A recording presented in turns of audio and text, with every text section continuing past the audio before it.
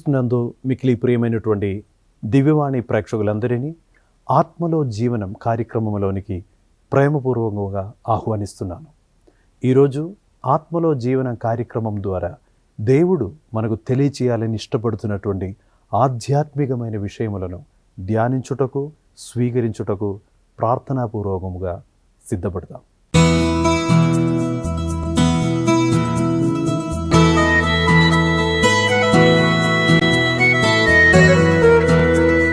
ప్రియమైనటువంటి సహోదరి సహోదరులారా, ఈరోజు ఆత్మలో జీవనం కార్యక్రమం ద్వారా దేవుడు మనకు తెలియచేస్తున్నటువంటి ఒక శ్రేష్టమైన వాగ్దానం ఐసయా గ్రంథం 60వ అధ్యాయం 2వ వాక్యం. ఐసయా గ్రంథం 60వ అధ్యాయం 2వ వాక్యం ఈ విధముగా సెలవిస్తున్నది: ప్రభు నీపై ప్రకాశించును, అతని కాంతి నీపై తేజరిల్లును. ఈ యొక్క వాగ్దానము ఈరోజు ఆత్మలో జీవనం కార్యక్రమంలో పాల్గొనేటువంటి మీపై, మీ కుటుంబంపై దేవుడు నెరవేర్చునుగాక అని ప్రార్థనతో ఈరోజు వాక్య పరిచర్యను ప్రారంభించుకుంటున్నాను. ప్రభువు నీపై ప్రకాశించును, అతని కాంతి నీపై తేజరిల్లును. దేవుడు వాగ్దానం ఇచ్చినప్పుడు బైబిల్లో వెతకి చూసినప్పుడు చాలామంది జీవితంలో ఈ యొక్క గొప్ప వాగ్దానము పొందిన వాళ్ళు చాలామంది ఉన్నారు. ఈ గొప్ప ఆశీర్వాదములో జీవించిన వాళ్ళు చాలామంది ఉన్నారు.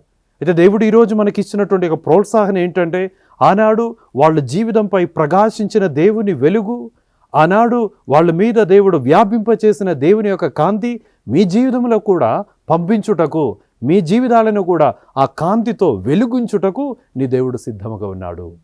బైబిల్లో తెరచి ఒక్కొక్క వ్యక్తిని దేవుని యొక్క ప్రకాశం ద్వారా, దేవుని యొక్క కాంతితో వెలిగింపబడిన కొన్ని జీవితాలను తీసుకొని ధ్యానించినప్పుడు నేను ఎక్కువగా నా మనసుని ఆకర్షించినటువంటి ఒక జీవితం ఎస్తేరు జీవితం. బైబిల్లో ఎస్తేరు గురించి నేను చదివి ధ్యానిస్తుండగా ఒక వాక్యము, ఎస్తేరు గ్రంథంలోనే ఒక వాక్యము నా హృదయాన్ని తాకింది. ఆ వాక్యం ఏమనగా 18వ అధ్యాయం 6వ వాక్యములో, ఎస్తేరు ఎవరు అని బైబిల్లో మనం వెతకి చూస్తున్నప్పుడు పవిత్రాత్మ దేవుడు వాక్యముల ద్వారా ఎస్తేరు గురించి చెప్పేదే ఒక్క మాటతో ఆమె జీవితం పూర్తిగా, ఆమె ఎవరు, ఆమె జీవితంలో ఏం జరిగింది, ఏ విధముగా ప్రభు కాంతి ఆమె జీవితంలో ప్రకాశించింది, అన్నిటినీ కూడా క్లుప్తముగా క్రోడీకరించి పవిత్రాత్మ దేవుడు దేవుని యొక్క ప్రేరేపణతో ఆ బైబిల్లో ఎస్తేరు గురించి ఒక మాట ఈ విధముగా రాయబడి ఉన్నది: ఎస్తేర్ నదిగా మారిన చిన్న కాల్వ, A little fountain became river. చాలా స్పష్టముగా ఆమె జీవితంలో ఏం జరిగింది మనం చూసినట్లయితే పవిత్రాత్మ దేవుడు ఆమె జీవితాన్ని గురించి ఈ విధముగా వివరిస్తున్నాడు. అంటే ఒకప్పుడు ఆమె జీవితము కాల్వలాంటి ఒక చిన్న కాల్వగా ఉన్నటువంటి జీవితాన్ని దేవుని మీద ఆనుకొని, దేవునిలో ఆశ్రయించుకొని, దేవుని వైపు చూసినప్పుడు దేవుని యొక్క కాంతి దేవుడు ఆమె జీవితంలో వ్యాపింపచేసినప్పుడు ఒకప్పుడు చిన్న కాలువగా ఉన్నటువంటి ఆ జీవితము అది ఒక పెద్ద నదిగా మారింది. అంటే ఆ విధముగా మనం ధ్యానించుకుంటే ఈ యొక్క ఎస్తేర్ జీవితం నుండి మనం ఏం నేర్చుకోవాలి? ఒకప్పుడు హెర్ పాసిబిలిటీస్ వర్ లిమిటెడ్. సాధ్యత చాలా లిమిటెడ్ పాసిబిలిటీస్లో బ్రతికినటువంటి ఒక స్త్రీ ఎస్తేరు. ఒక అనాథ బాలిక, ఆమె జీవితాన్ని మనం చూసినట్లయితే ఒక అనాథ బాలికగా ఆమె బ్రతికింది. అదేవిధంగా ఆమెకి తల్లిదండ్రులు లేదు. ఆమె మొర్దెకాయి యొక్క ఆ క్రమశిక్షణ, ఆయన చెప్పిన విధముగానే ఆ దైవ భక్తిలో, దైవ విశ్వాసంలో ఎదిగింది. కానీ ఆమెకి తల్లిదండ్రులు లేవు, అనాథ బాలిక. అంతేకాదు ఆమె యొక్క బానిసురాలు. ఇజ్రాయెల్ ప్రజలందరూ కూడా ఆ రోజుల్లో యూదులందరూ కూడా బానిసత్వంలో ఉన్నటువంటి సమయంలో she was a slave girl, she was an orphan girl. ఏమాత్రం పెద్ద పెద్ద ఆ ఇన్ఫ్లుయెన్స్ ఇచ్చేవాళ్ళు కానీ ఆమె కుటుంబ పశ్చాత్తలం అంతా కూడా పెద్ద స్థాయిలో ఉన్నటువంటి ఒక కుటుంబంలో ఆమె పెట్టలేదు. ఆమె యొక్క అనాథురాలుగా, ఆమె యొక్క బానిసురాలుగా జీవించినటువంటి సమయంలో ఇదిగో దేవుని కాంతి ఆమె జీవితంపై దేవుడు వెలిగింపచేశాడు. ఈ యొక్క వాగ్దానము ఆమె జీవితంలో దేవుడు నెరవేర్చాడు. అయితే అప్పుడు ఆమె ఒక కాల్వగా, హెర్ పాసిబిలిటీస్ వర్ లిమిటెడ్, ఆమె ఒక చిన్న ఫౌంటైన్గా ఉన్నటువంటి ఆ జీవితాన్ని దేవుడు ఒక పెద్ద నదిగా మార్చారు. ఈ యొక్క జీవితం నుండి దేవుడు మనకు తెలియచేస్తున్నటువంటి అంశం ఏమిటంటే, కొందరు బాధపడి జీవిస్తుంటారు, దుఃఖములో జీవిస్తుంటారు, పరిస్థితులను చూసి నా జీవిత పరిస్థితులు ఏమీ కూడా నాకు అనుకూలముగా లేదు కదా, నేను ఎక్కడ చూసినా కూడా నా జీవితం నాకు సరిపోవట్లేదు, నా ఆరోగ్యం నాతో సహకరించట్లేదు, నేను ఎక్కడ చూసినా కూడా నా కుటుంబ విషయాలు కానీ నా సొంత విషయాలు కానీ ఏమి కూడా నాకు ఒక తృప్తిని ఒక సంతోషాన్ని ఇవ్వట్లేదని బాధపడి పరిస్థితులను చూసి మనసులో బాధతో మనసులో నిరాశపడి జీవించే వాళ్ళు చాలామంది ఉన్నారు. తన జీవితంలో పరిస్థితులను చూసి ఆశలు కోల్పోయి భయంకరమైన మానసికమైన వ్యతతో జీవిస్తున్నటువంటి ఒక వ్యక్తి అని నువ్వు. దేవుని యొక్క వాక్యము ఈరోజు మనకు హెచ్చరిస్తున్నది, నీవు ఎస్తేరు వైపు చూడము. ఒక చిన్న కాలువగా ఉన్నటువంటి ఆ బిడ్డను దేవుడు పెద్ద నదిగా మార్చారు. అయితే అంత ఏమి లేని పరిస్థితుల నుండి అంత ఉన్నతమైన మహిమతో కూడిన ఒక గమ్యములోనికి ఎస్తేర్ని చేర్చిన దేవుడు నిన్ను కూడా అటువంటి ఒక గొప్ప స్థాయిలో చేర్చుటకు ఇష్టపడుతున్నారని దేవుని వాక్యం ఈరోజు నీకు తెలియచేస్తూ ఉన్నది. The Lord wants to give you an experience of elevation. God wants to bless His children with an experience of elevation. ఉన్నతమైన స్థాయిలో పతనావస్థలు ఉండాలని కోరుకునేది వాడు కాదు దేవుడు. సైతానుడు ఎప్పుడు కూడా అటువంటి ఆలోచనలు ఇస్తాడు. ఆ పతనావస్థలో బంధింపబడిన విధముగా దుఃఖములో విషాదములో నీ జీవితాలను జీవించి ముగించుకోవాలని అటువంటి బలమైన ఒక దుష్ట ఆలోచన నిరాశ ఆలోచనని మనసులో పుట్టించి భయంకరమైన దుఃఖములో నిన్ను బంధించి వేయాలని ఇష్టపడి చూసేవాడు సైతానుడు. కానీ దేవుడు ఆ విధముగా ఆలోచించేవాడు కాదు. ఆ దేవుడు మన పతనావస్థలో జీవించి ఈ జీవితాలను ముగించుకోవాలని ఇష్టపడేవాడు కాదు దేవుడు. దేవుడు ఏం కోరుకుంటున్నారు? దేవుని యొక్క ఆశ ఏంటంటే దేవుని బిడ్డలందరినీ కూడా ఉన్నతమైన స్థాయిలోనికి నడిపించాలని ప్రణాళికలు కలిగిన వాడు దేవుడు. అందుకే దేవుడు యిర్మీయా ప్రవక్త ద్వారా దేవుడు తెలియచేస్తున్నాడు, ఇదిగో నీ గురించి నా మనసులో ఒక ప్రణాళిక ఉన్నది, అది నీకు క్షేమము కలిగించే ప్రణాళిక, అది నిన్ను వినాశంలోనికి నడిపించే ప్రణాళిక కాదు. ఈ ప్రపంచంలో జన్మిస్తున్నటువంటి ప్రతి ఒక్క బిడ్డ గురించి కూడా సృష్టికర్త అయిన దేవుడు ప్రణాళిక కలిగిన దేవుడు. ఆ ప్రణాళిక నిన్ను పతనావస్థలో ఉండి ఇబ్బందులు చూసి ఆ సంతోషించాలనేటువంటి ప్రణాళిక కాదు. కానీ ఏ పరిస్థితిలో నీ ఉండినా ఏమి లేని పరిస్థితి నుండి కూడా నిన్ను లేవనెత్తి నిన్ను చేపట్టుకొని నిలబెట్టి నిన్ను ఉన్నతమైన స్థాయిలో మహిమతో కూడిన గమ్యముతో నీ జీవితాలను అలంకరించాలని ఇష్టపడే దేవుడిని నువ్వు ఆరాధిస్తున్నావు. ఎస్తేరు జీవితంలో అది జరిగింది. ఆమె దేవుణ్ణి ఆరాధించింది. అయితే ఈరోజు మనం ధ్యానించే వాక్యం ఏమనగా, ఇదిగో ప్రభు నీపై ప్రకాశించును, అతని కాంతి నీపై తేజరిల్లును. ఈ యొక్క వాగ్దానము మనం ధ్యానిస్తున్నప్పుడు ఈ వాగ్దానం నా జీవితంలో నెరవేరాలి. దేవుడు చెప్పిన ప్రతి మాట మన జీవితంలో అది అధికమైన విధముగా అది ఫలించాలి. అధికముగా ఫలించుటకు మనలో ఆశ ఉండాలి. దానికి తగిన క్రియలు మనం చేస్తూ ఉండాలి. అయితే ఈరోజు మనం ధ్యానించే వాక్యము, ప్రభు కాంతి నీపై ప్రకాశించును, ప్రభు నీపై ప్రకాశించును, అతని కాంతి నీపై తేజరిల్లును. అది ఒక వాగ్దానము. అది ఊరికనే దేవుడు చెప్పటం మాత్రం కాదు, దేవుడు అది నీ జీవితంలో నెరవేర్చాలని కూడా ఇష్టపడుతున్నాడు. అయితే మనం ఆలోచించాలి, ఎస్తేరు జీవితాన్ని తీసుకొని మనం ధ్యానించాలి. ఏ విధముగా ప్రభు కాంతి ఎస్తేరు జీవితంలో దేవుడు ప్రకాశింపజేశాడు. ఎస్తేరు జీవితాన్ని నేను ధ్యానించినప్పుడు దేవుడు నన్ను ప్రేరేపించినటువంటి ఒక అంశం మీతో చెప్పాలని ఇష్టపడుతున్నా. ఎస్తేరు జీవితంపై ప్రభు కాంతి ప్రకాశించుటకు ఎస్తేరు జీవితం మనల్ని నేర్పిస్తున్నటువంటి 3 పాఠాలు ఉంటాయి. 3 విషయాలు చేసింది ఆమె. ఎస్తేరు చేసిన 3 విషయాలు ఏమిటి? మొట్టమొదటిగా ఆమె చేసేది ఏంటంటే ఎడతెగని ప్రార్థన, అన్సీసింగ్ ప్రేయర్ లైఫ్. ఎల్లప్పుడూ కూడా మొట్టమొదటిగా ఆమె జీవితంలో ఆమె చేసిన ఒక కార్యం ఏంటంటే, చిన్నప్పటి నుండి ఆమె ప్రతిరోజు కూడా చేస్తున్నటువంటి ఒక మంచి కార్యం ఏమిటంటే, దేవుణ్ణి వెదకి దేవునితో కలిసి సమయాన్ని సద్వినియోగపరచుకొని ఆ ప్రార్థనలో ఎక్కువ సమయం కేటాయించినటువంటి ఒక వ్యక్తి ఎస్తేరు. ఆ రోజుల్లో ఆ బాబిలోన్ బానిసత్వములు ఉన్నప్పుడు ఈరోజు మనకున్నట్లుగా దేవాలయాలు లేదు, బోధించేవాళ్ళు లేదు, సువార్త పరిచర్యలు లేదు. అటువంటి సమయంలో ఆమె చిన్నదనము నుండి దేవుడున్నాడని తెలుసుకునేటువంటి ఒక చిన్న బిడ్డ. దేవుడున్నాడు, అతనిని నమ్ముకుంటే, అతని మీద ఆనుకుంటే ఆ దేవుడు తల ఎత్తుకొని తిరిగే విధముగా చేస్తాడని ఆ బలమైన నమ్మకం చిన్నదనంలోనే ఆ అవగాహనలో, ఆ మంచి విశ్వాసంలో ఎదిగినటువంటి ఒక బిడ్డ ఎస్తేరు అని చెప్పవచ్చు. ఆమె జీవితంలో చివరి వరకు కూడా ఎడతగని ప్రార్థన, దేవునితో ఒక మంచి రిలేషన్షిప్, దేవునితో ఎల్లప్పుడూ కూడా అది ఏ పరిస్థితులు అయినప్పటికీ కూడా దేవునితో ఒక మంచి సత్సంబంధము నేను ఏర్పాటు చేస్తూ ఆ విధముగా నా జీవితాన్ని నేను కొనసాగించాలి అనేటువంటి జ్ఞానం కలిగినటువంటి ఒక స్త్రీ ఎస్తేరు. చిన్నప్పటి నుండి అదే విధముగా ప్రార్థనా జీవితంలోనే ఎదిగింది. జీవితంలో కొన్ని క్లిష్ట పరిస్థితులు ఎదురయ్యేటప్పుడు ఆమె బైబిల్లో మనం చూస్తున్నాం, ఆమె ఉపవాస ప్రార్థన చేసింది. ఉపవాసముతో ప్రార్థన చేసి భయంకరమైన ఆ క్లిష్ట పరిస్థితులను కూడా ఆమె ఎదుర్కొని వాటి మీద విజయం సాధించినట్లుగా ఎస్తేరు జీవితము మనకు దేవుని వాక్యం ద్వారా తెలియచేస్తున్నది. అయితే దేవుని యొక్క కృప కాంతి మన మీద కూడా ప్రకాశించుటకు మనం చేయవలసిన మొదటి పాఠం ఏమిటి, మొదటి కార్యం ఏమిటి, ఎస్తేరు జీవితం మనల్ని నేర్పించుకునేటువంటి విషయం ఏమిటంటే build a good relationship with God.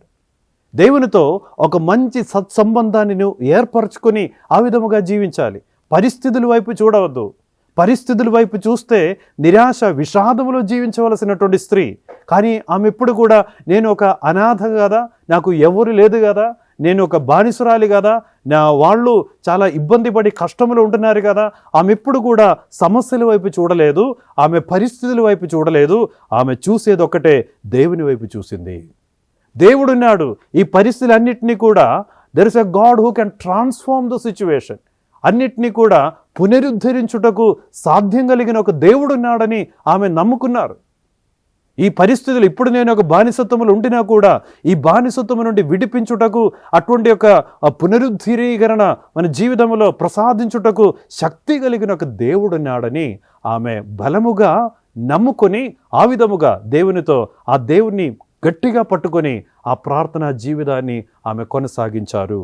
So దేవుని యొక్క ప్రకాశము, దేవుని యొక్క కాంతి నా మీద ప్రకాశించాలని కోరుకునే వాళ్ళందరూ కూడా చేయవలసిన మొట్టమొదటి విషయం ఎస్తేరు మనకు నేర్పిస్తున్నటువంటి విషయం ఏమిటంటే దేవునితో ఒక అగాధమైన సత్సంబంధం ఏర్పరచుకొని నీ జీవితాన్ని కొనసాగించు. ఆ దేవుడు నీపై ప్రకాశించును.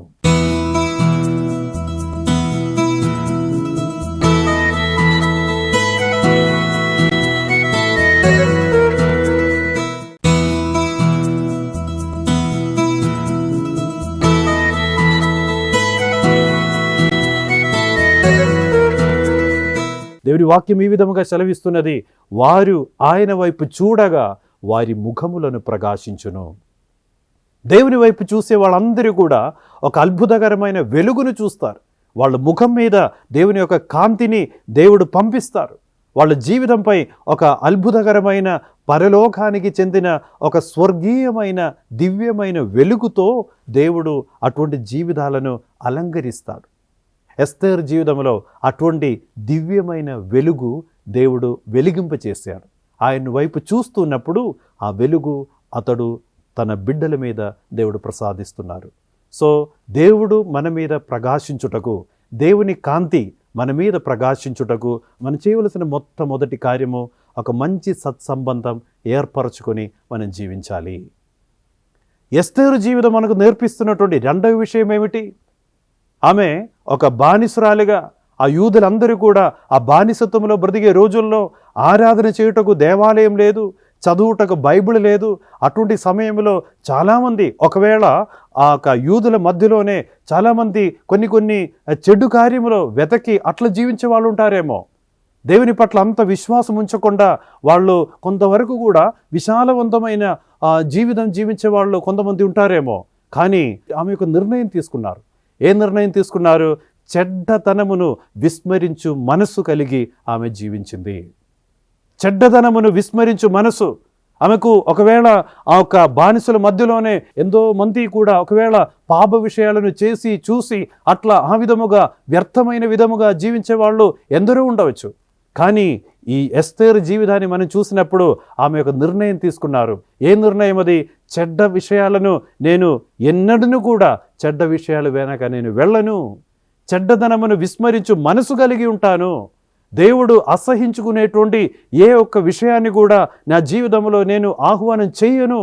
అది నేను అసహించుకొని బలముగా నేను జీవిస్తాను, పవిత్రతను ప్రేమించి నేను జీవిస్తాననేటువంటి పట్టుదలతో ఆమె జీవించినప్పుడు దేవుని వెలుగు ఆమెపై దేవుడు ప్రకాశింపచేశాడు. అయితే మనం నేర్చుకోవాల్సిన రెండవ విషయం ఏమిటంటే, ఎస్తేరు నుండి మనం నేర్చుకోవాలి. ఏమని? దేవుని యొక్క ఆ కాంతి, దేవుని యొక్క తేజస్సు మన మీద ఉండుటకు ఆశపడిన మనమైతే మనం కూడా చేయవలసిన విషయం ఏమిటంటే, చెడ్డదనమును విస్మరించు మనసు కలిగి ఉండాలి. లోకాకర్షణలు, ఎన్నెన్నో పాప పరిస్థితులు, పాపం చేయుటకు ఎన్నెన్నో అవకాశాలతో కూడినటువంటి ఒక జన సమూహములో జీవించిన వాళ్ళు. కానీ చాలామంది అట్లా పాప విషయాలు వెదకి జీవించినప్పటికీ కూడా ఒకవేళ విగ్రహారాధనలో పడిపోయిన వాళ్ళు ఉంటారు. దేవుడిచ్చిన 10 ఆజ్ఞలకు విరుద్ధముగా ఎన్నెన్నో కార్యాలు చేసి ఆ రోజుల్లో బానిసత్వములు ఉండి ఎంతోమంది వ్యర్థమైన విధముగా జీవితాన్ని జీవించి ఉంటారు. కానీ ఈ స్త్రీ మాత్రం ఎస్తేరు మనలను ప్రోత్సహించుకొని ఈరోజు గట్టిగా మా అందరిని కూడా ఆదేశించి ఉపదేశించి చెబుతూ ఉన్నది, ఇదిగో నీ మనసులో కూడా చెడ్డదనమును విస్మరించు మనసు కలిగి ఉండు. చెడ్డదనమును విస్మరించు మనసు కలిగి ఉన్న వాళ్ళందరూ కూడా ఆ దేవుని యొక్క ప్రకాశాన్ని స్వీకరించుకుంటారు. దేవుని యొక్క కాంతి వాళ్ళ మీద దేవుడు ఉదయింపచేస్తారు. ఆ దేవుని యొక్క ఆ కాంతిలో, ఆ వెలుగులో, దివ్యమైన వెలుగులో నడుచుటకు వాళ్లకు సాధ్యమవుతుందని ఎస్తేరు తమ జీవితం ద్వారా మనకు నేర్పిస్తూ ఉన్నది. మూడవదిగా ఎస్తేరు జీవితం నుండి మనం నేర్చుకోవాల్సిన మూడవ పాఠం ఏమిటంటే, దేవుని యొక్క కాంతి నా మీద దిగి రావాలి, దేవుని యొక్క వెలుగుతో నా జీవితము ప్రకాశించాలి.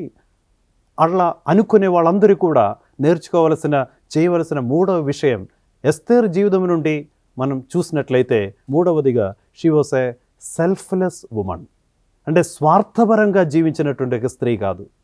ఆ స్వార్థం లేని మనసు, అది ఆమెలో ఉన్నటువంటి ఒక ప్రత్యేకత. ఆమె ఎప్పుడు కూడా తన కోసం ఆమె జీవించలేదు. ఆమె చేసిన ప్రార్థన కానీ, ఆమె యొక్క జీవితం కానీ, ఆమెకున్నటువంటి ఇన్ఫ్లుయెన్స్ కానీ, ఆమె స్వయం పేరు కోసము లేకపోతే స్వార్థం కోసము ఆమె అదెప్పుడు కూడా అది వినియోగించలేదు. కానీ ఆమె మనసంతా కూడా ప్రజల మీద పెట్టుకున్నారు. స్వయంగా నాకు అభివృద్ధి రావాలని ఎప్పుడు కూడా ఆమె ఒక సెల్ఫిష్ యాటిట్యూడ్తో, ఒక స్వార్థపరమైన ఆలోచనలతో ఎప్పుడు ఏ కార్యం కూడా చేయలేదు, ప్రార్థన కూడా చేయలేదు, స్వార్థ మనసుతో ప్రార్థించలేదు కూడా. దేవా ఏ విధమైన నన్ను రక్షించము దేవా అని ప్రార్థన చేయలేదు. కానీ ఆమె ప్రార్థించినప్పుడు ఆమె ప్రార్థన, దేవా నా జాతులను, నా బిడ్డలందరినీ కూడా, ఈ యూదా జాతులని అందరినీ కూడా దీవించుము దేవా.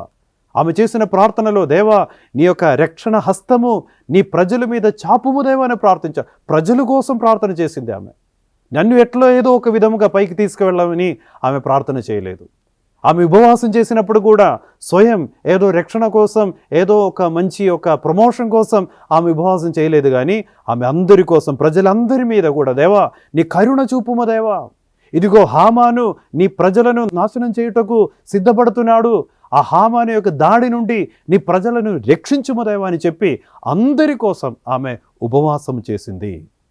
రాజు దగ్గరికి వెళ్ళేటప్పుడు కూడా, రాజుతో మాట్లాడటానికి ఒక అవకాశం వచ్చినప్పుడు కూడా ఆమె ఏదో ఒక విధముగా ఆమె కోసం మాట్లాడలేదు. కానీ ఆమె తమ ప్రజల కోసం మాట్లాడింది. సో దీని నుండి మనం నేర్చుకోవలసినటువంటి ఒక విషయం, బైబిల్ ఈరోజు మనకు చెప్పుకునేటువంటి విషయం కూడా, you shall not be A selfish person.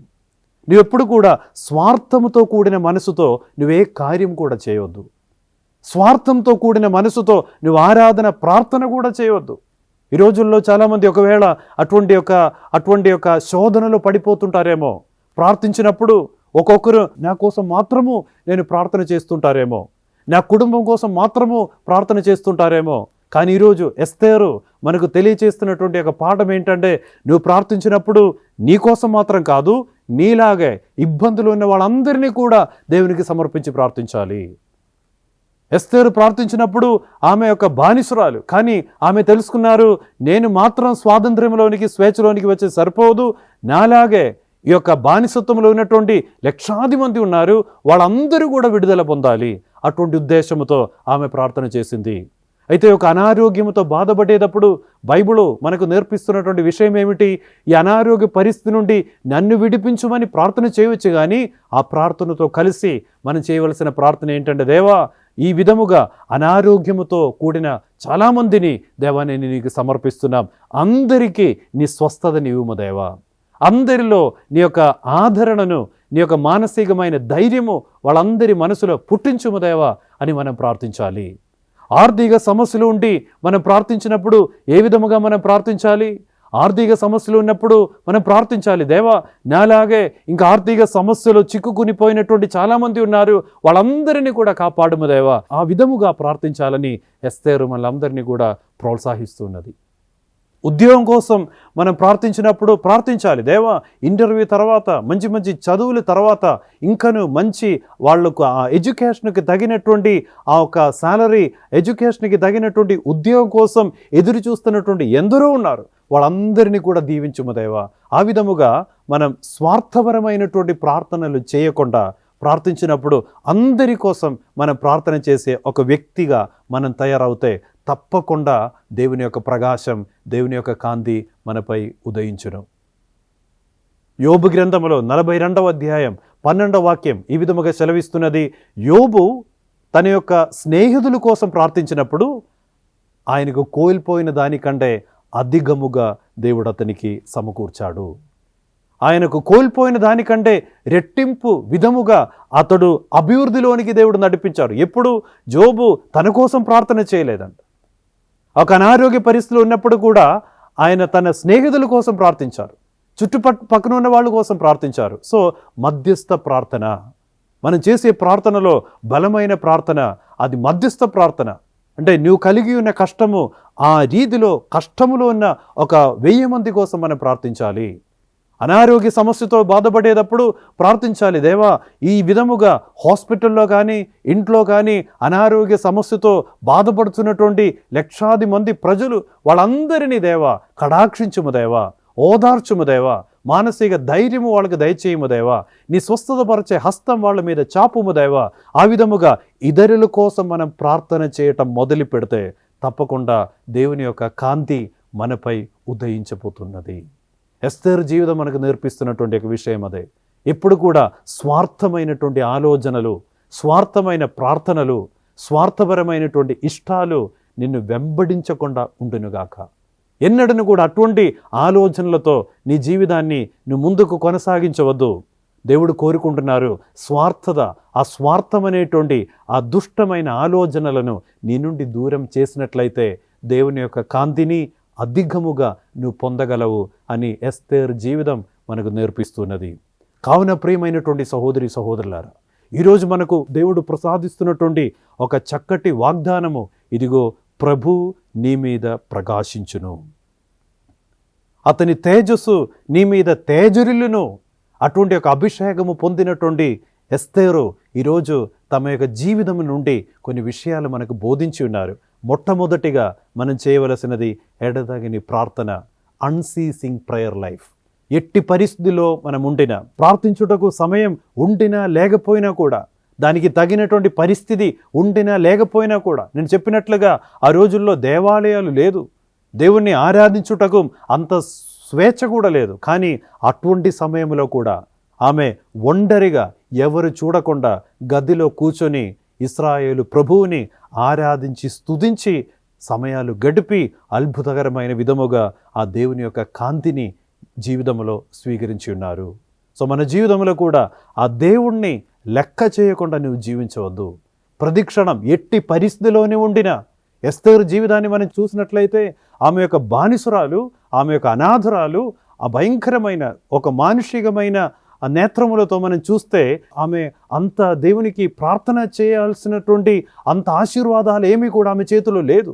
అయినప్పటికీ కూడా ఆమెలో కలిగినటువంటి ఒక దృఢమైన విశ్వాసం ఏమిటంటే, నేను విశ్వసించిన దేవుడు నేను కలిగి ఉన్నటువంటి ఇబ్బందుల నుండి నన్ను విడిపించుటకు సామర్థ్యం కలిగిన దేవుడు, ఆ దేవుడిని నేను ఆరాధించుకుంటే, ఆ దేవుడిని నేను తల ఎత్తుకొని తిరిగే విధముగా చేయుటకు సామర్థ్యం కలిగిన దేవుడు, ఆమె నమ్ముకొని దేవుని మీద ఆధారపడి చివరిగా ఆ రాజ్యానికి రాణిగా దేవుడు ఆమెను ఎంపిక చేశారు.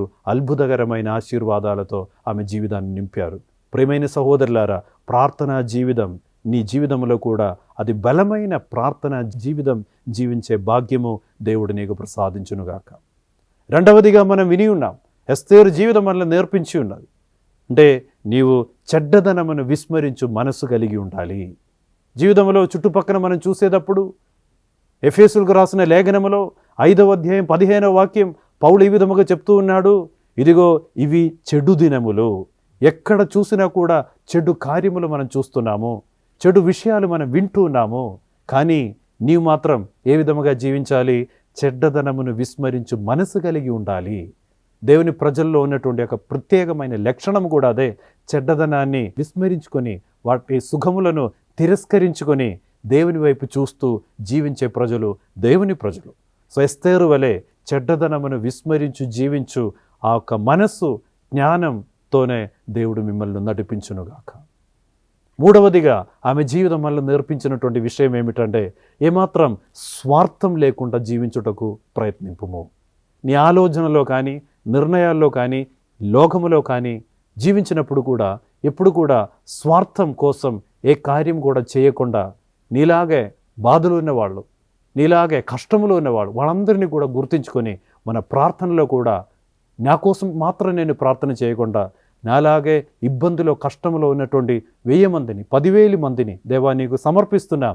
ఆ విధముగా మధ్యస్థ ప్రార్థనలు చేసి అద్భుతకరమైన విధముగా మనం చేసే చిన్న చిన్న ప్రార్థనలతోనే చాలామంది దేవుని యొక్క ఆశీర్వాదం పొందుకునేలాగున ఆ స్వార్థపరమైన మనసుని దూరం చేసి మరి మంచి మనసుతో, ఒక విస్తారమైన మనసుతో అందరి కోసం మధ్యవర్తితో ప్రార్థన చేసి గొప్ప రక్షణ దేవుని ప్రజలకు తీసుకొచ్చే విధముగా ఆ దేవుడు నిన్ను ఒక ఇన్స్ట్రుమెంట్గా దేవుని చేతిలో బలమైన ఒక ఇన్స్ట్రుమెంట్గా దేవుడు ఎస్తేరును వాడినట్లుగా మన జీవితాలను కూడా దేవుడు బలమైన ఒక ఆయుధాలుగా దేవుని చేతిలో దేవుడు వాడునుగాక.